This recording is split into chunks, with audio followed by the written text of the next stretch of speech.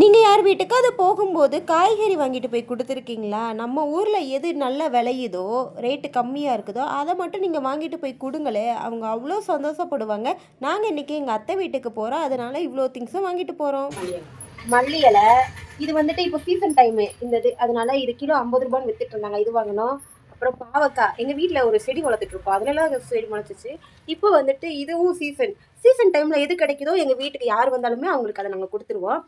Sweets வாங்கினா வந்து உடம்புக்கு நல்லது கிடையாது. ஆனால் இதை நம்ம வாங்கி கொடுத்துருவோம்னு வச்சுக்கோங்களேன், அவங்களும் வந்துட்டு ஒரு வாரத்துக்கு வச்சுக்குவாங்க. அவங்களுக்கும் உதவியாக இருக்கும், நம்மளும் நிறையா போய் கொடுத்தோன்ற சந்தோஷம் இருக்கும்.